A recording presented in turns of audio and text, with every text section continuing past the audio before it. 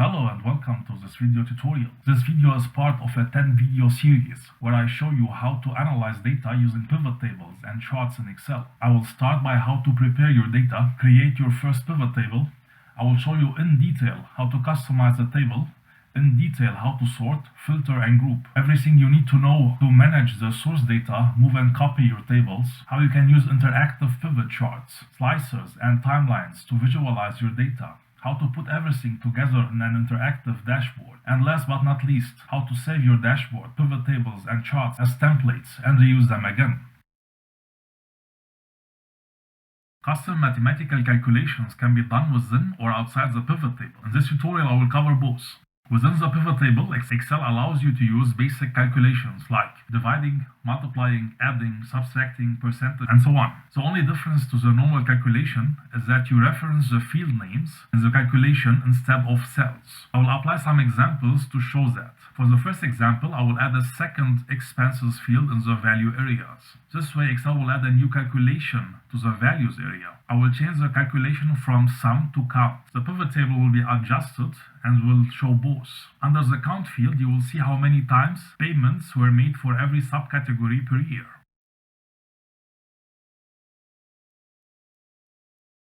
I will change the calculation again and show values as difference between the years. If I select in the first tab to sum data, then the difference of the sum data will be shown. If I select the count data, then the difference in the counted data will be shown. I will choose sum and then difference from. Now two lists will appear. The first one is the base field list. The fields, in other words, the header of the table, will be listed here. In the second list, you will see the base item, which are the grouped categories under the headers of the table. I will select the date field and year 2020 from the base item list. So to summarize, Excel will calculate the difference of the sum data. Remember, we chose sum calculation in the first tab from year 2020.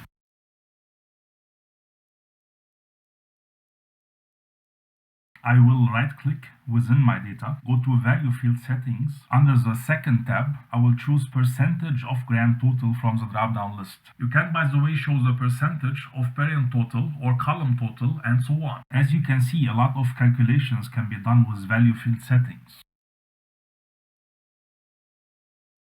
Click within the table, go to Pivot Table Analyze, Fields, Items and Sets. Choose Calculated Field. Fields are the column headers of the table. Calculated fields are formula that refers to fields data in a pivot table. Here you can apply simple formulas.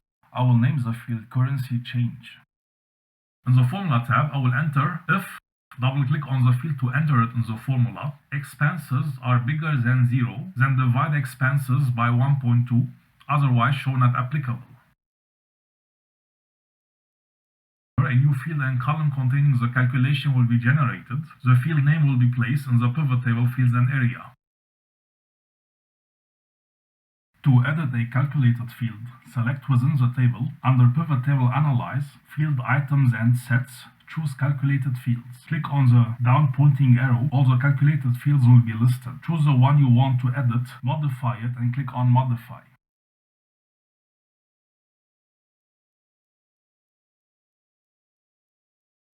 If you receive a new dashboard, or if you are working a year later on the Excel file and don't exactly remember which formulas are included within the pivot table, click on the List Formulas command. All the formulas/calculate fields will be listed on a new sheet.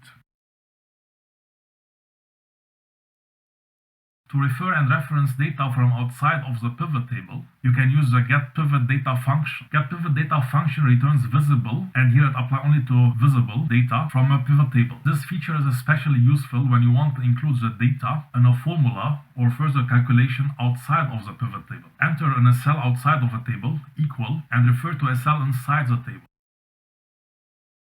If you click on the cell, you will see how Excel refers and returns a value. As long as this value is visible in the pivot table, the function will work. You can use this function to perform calculations and formulas outside of the pivot table.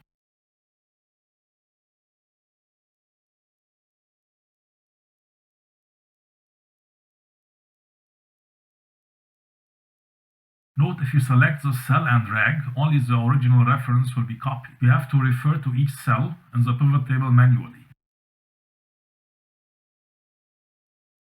When reviewing or analyzing a pivot table, you might want to see the details behind the data shown, grouped and or calculated in a pivot table. You can drill down by double-clicking that value to get the full set of data that backs up that number. The sheets that Excel creates are completely unconnected to the pivot table and its source data, which means you can edit and update them as you want. If you want to update the source data, the drill down data will become invalid and the process must be repeated again.